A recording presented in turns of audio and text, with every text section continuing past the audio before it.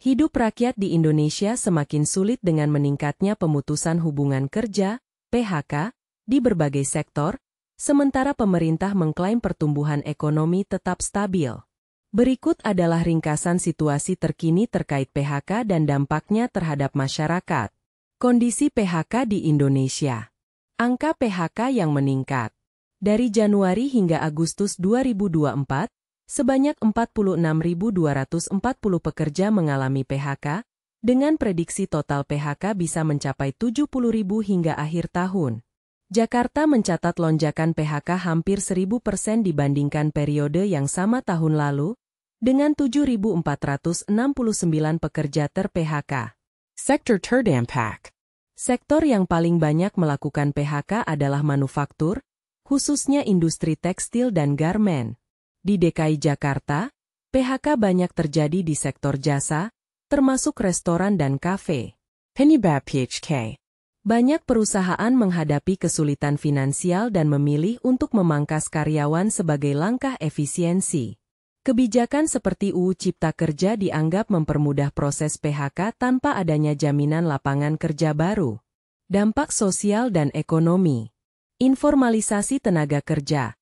Sekitar 59% tenaga kerja kini berada di sektor informal, yang tidak memiliki perlindungan sosial yang memadai.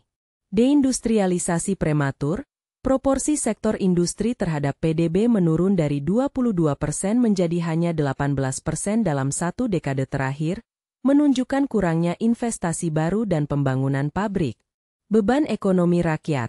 Dengan kenaikan tarif pajak pertambahan nilai, PPN, menjadi 12%, masyarakat menghadapi tekanan lebih besar dalam memenuhi kebutuhan sehari-hari. Tanggapan pemerintah dan rekomendasi. Menteri Ketenagakerjaan berharap angka PHK tidak melampaui tahun sebelumnya, tetapi banyak pihak meragukan kemampuan pemerintah untuk mengendalikan situasi ini. Pengamat ekonomi menyarankan evaluasi terhadap kebijakan impor untuk melindungi industri dalam negeri serta peningkatan daya beli masyarakat melalui program bantuan sosial. Dalam konteks ini, tantangan besar bagi pemerintah adalah menciptakan kebijakan yang tidak hanya mendukung pertumbuhan ekonomi tetapi juga melindungi lapangan kerja dan kesejahteraan rakyat. Penyebab utama pemutusan hubungan kerja, PHK, di sektor jasa di Indonesia mencakup beberapa faktor yang saling terkait. Berikut adalah penjelasan mengenai penyebab-penyebab tersebut. Faktor penyebab PHK di sektor jasa. Daya beli masyarakat yang melemah. Penurunan daya beli masyarakat akibat inflasi dan devaluasi rupiah menjadi salah satu penyebab utama PHK.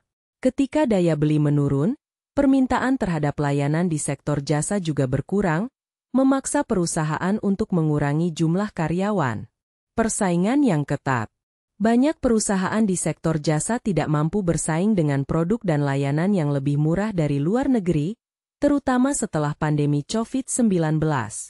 Hal ini menyebabkan mereka harus melakukan efisiensi, termasuk PHK, untuk bertahan. Transisi pasca pandemi. Beberapa usaha belum sepenuhnya pulih dari dampak pandemi, dan situasi ini diperparah oleh perubahan gaya hidup konsumen yang lebih memilih layanan daring atau alternatif lainnya. Perusahaan yang tidak dapat beradaptasi dengan perubahan ini seringkali terpaksa melakukan PHK. Kebijakan impor dan regulasi. Maraknya produk impor ilegal dan kebijakan pemerintah yang kurang mendukung industri dalam negeri juga berkontribusi terhadap kesulitan yang dihadapi oleh sektor jasa, sehingga memicu PHK.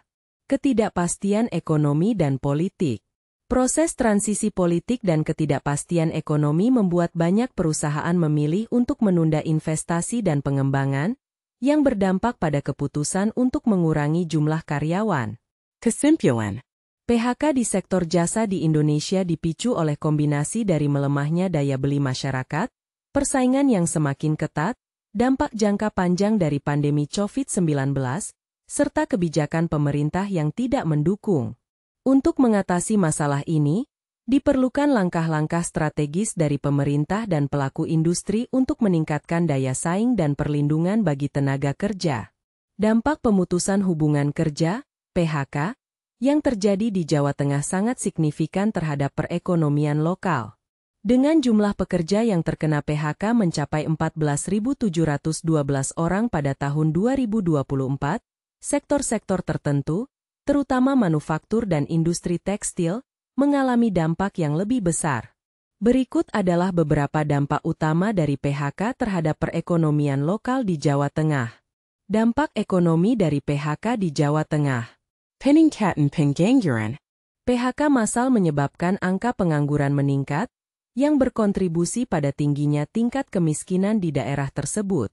Dengan banyaknya orang kehilangan pekerjaan, daya beli masyarakat menurun, yang berdampak pada konsumsi lokal. Penurunan aktivitas ekonomi. Ketika banyak pekerja kehilangan pekerjaan, pengeluaran konsumen berkurang, yang selanjutnya mempengaruhi bisnis lokal, terutama usaha kecil dan menengah, UKM. Penurunan permintaan barang dan jasa dapat memicu lebih banyak PHK di sektor lain. Kesulitan bagi perusahaan. Perusahaan-perusahaan yang melakukan PHK seringkali mengalami kesulitan dalam mempertahankan operasi mereka. Penurunan produktivitas akibat pengurangan tenaga kerja dapat mengakibatkan penutupan beberapa perusahaan, terutama di sektor tekstil dan alas kaki yang sudah berjuang untuk bertahan. Dampak sosial. Selain dampak ekonomi, PHK juga memicu masalah sosial seperti meningkatnya ketidakpuasan masyarakat dan potensi konflik sosial. Keluarga yang terdampak PHK harus menghadapi kesulitan dalam memenuhi kebutuhan dasar mereka, yang dapat meningkatkan ketegangan sosial di komunitas. Perubahan struktur ekonomi. Peningkatan PHK dalam sektor tradisional seperti tekstil menunjukkan pergeseran struktur ekonomi menuju sektor-sektor lain. Hal ini bisa menjadi peluang untuk diversifikasi ekonomi, tetapi juga menuntut adaptasi dari tenaga kerja yang ter-PHK untuk mencari peluang di sektor baru. Respon pemerintah dan kebijakan. Pemerintah daerah berusaha mengatasi dampak ini dengan memperbaiki kebijakan industri dan menarik investasi baru untuk menciptakan lapangan kerja. Namun, efektivitas langkah-langkah ini masih perlu dievaluasi seiring dengan pemulihan ekonomi pasca pandemi. Secara keseluruhan, PHK di Jawa Tengah tidak hanya berdampak pada individu yang kehilangan pekerjaan tetapi juga memiliki konsekuensi luas bagi perekonomian lokal dan stabilitas sosial di daerah tersebut. Pemerintah dapat mengambil sejumlah langkah strategis untuk mengurangi angka pemutusan hubungan kerja, PHK, yang meningkat di Indonesia. Berikut adalah beberapa rekomendasi yang dapat diimplementasikan. Langkah-langkah untuk mengurangi PHK. Pemberian subsidi dan bantuan sosial. Pemerintah dapat memberikan subsidi kepada pekerja yang terkena PHK untuk membantu mereka memenuhi kebutuhan dasar selama masa transisi mencari pekerjaan baru. Ini juga termasuk program bantuan sosial yang tepat sasaran bagi keluarga tidak mampu. Program pelatihan keterampilan. Menyediakan program pelatihan keterampilan bagi pekerja yang ter-PHK agar mereka dapat beralih ke sektor lain yang membutuhkan tenaga kerja. Pelatihan ini harus relevan dengan kebutuhan industri saat ini. Meningkatkan daya beli masyarakat. Mengambil langkah untuk menjaga daya beli masyarakat, seperti menunda kenaikan tarif pajak pertambahan nilai, PPN, dan memberikan insentif pajak bagi pekerja berpenghasilan rendah. Ini bertujuan untuk meningkatkan konsumsi dan mendukung pertumbuhan ekonomi. Mendatangkan investasi dan mendorong reindustrialisasi. Melakukan transformasi ekonomi jangka panjang dengan mendorong investasi baru, reindustrialisasi, dan optimalisasi hilirisasi sumber daya alam. Ini akan menciptakan lapangan kerja baru dan mengurangi ketergantungan pada sektor-sektor yang rentan terhadap PHK. Dialog bipartit antara pekerja dan pengusaha. Memfasilitasi dialog bipartit antara pekerja dan pengusaha untuk mencari solusi sebelum keputusan PHK diambil. Ini termasuk mediasi oleh pemerintah untuk mencapai kesepakatan yang saling menguntungkan. Penguatan sektor usaha mikro kecil dan menengah, UMKM. Mengembangkan kebijakan yang mendukung UMKM, yang seringkali menjadi penyelamat ekonomi lokal, terutama dalam menciptakan lapangan kerja baru bagi mereka yang terkena PHK. Evaluasi kebijakan impor. Melakukan evaluasi terhadap kebijakan impor untuk melindungi industri dalam negeri dari persaingan yang tidak adil dengan produk impor, sehingga dapat menjaga kelangsungan usaha lokal dan lapangan kerja.